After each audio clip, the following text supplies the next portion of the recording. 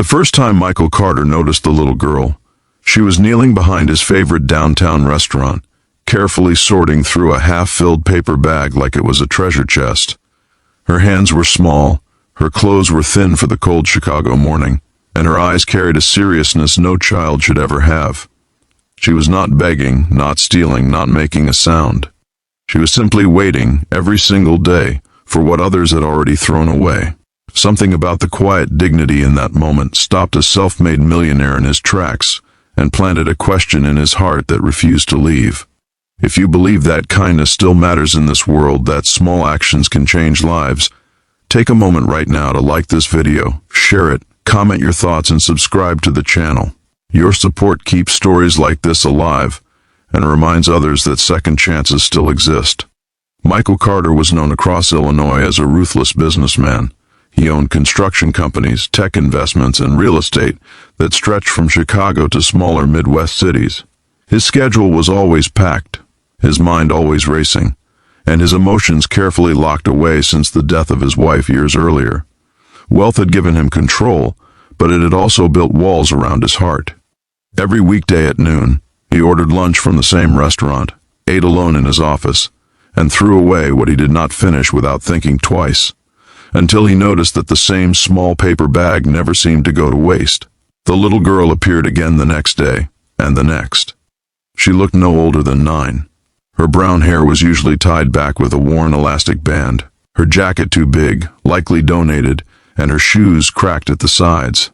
She never ran toward the trash. She waited. Only when the back door closed did she step forward, retrieve the bag, and walk away calmly, as if she had done nothing wrong.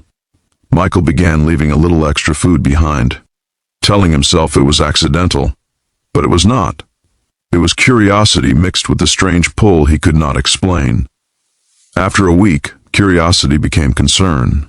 On a rainy Thursday, Michael stayed back instead of returning to his office. From across the street, he watched the girl collect the bag, hug it to her chest, and walk several blocks before turning into a forgotten neighborhood where abandoned houses stood like tired memories. Michael followed at a distance, feeling foolish yet unable to stop.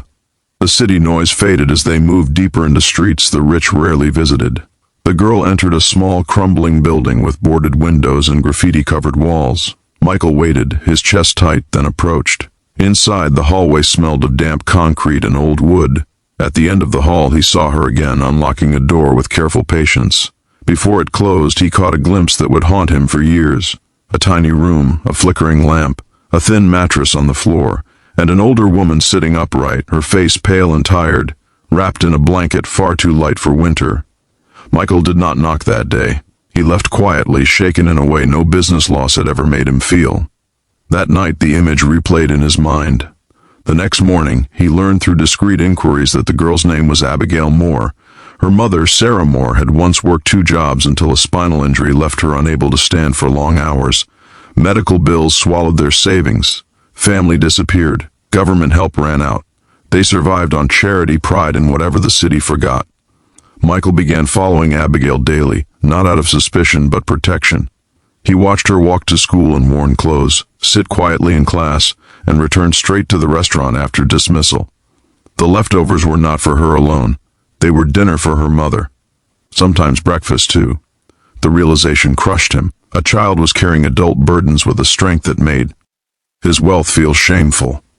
One afternoon, Michael made a decision that scared him more than any investment risk.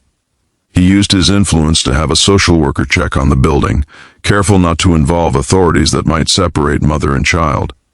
What he discovered next shook him deeply. Sarah's injury was treatable. A delayed surgery and physical therapy could give her mobility again. The only thing stopping it was money. Money Michael spent daily without thought. Still, he hesitated.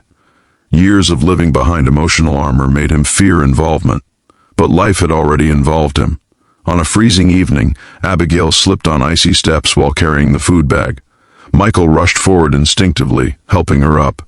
Her eyes met his for the first time, not with fear, but gratitude mixed with embarrassment. She clutched the bag harder than her scraped knee. That night, Michael went home and stared at his empty penthouse. The silence felt unbearable. He thought of his late wife, Grace, who had believed generosity was the highest form of success. He realized then that following Abigail had not been about curiosity, it had been about waking up. Within weeks, everything changed quietly. Sarah received medical care at one of the best hospitals in Illinois, under an anonymous donation. The building was repaired. Groceries appeared regularly. Abigail received new school supplies without ever being made to feel like a charity case. Michael never asked for thanks. He watched from a distance as strength slowly returned to Sarah's legs and laughter returned to that tiny apartment. Months later, Sarah returned to work part-time, then full-time. Abigail stopped visiting the restaurant alley. One day, Michael passed by and felt a strange emptiness, then relief. The goal had never been to be seen. A year later, at a community event sponsored by one of Michael's foundations, he saw them again. Abigail looked taller, brighter, free. Sarah stood beside her without pain in her eyes. They did not recognize him, and that was okay. Michael felt something he had not felt in years: peace. If this story is touching your heart right now, if it reminds you that small acts can rewrite destinies, please take a moment to like this video, share it with someone who needs hope, and subscribe to support stories that matter. Just before this story ends, we ask one special thing.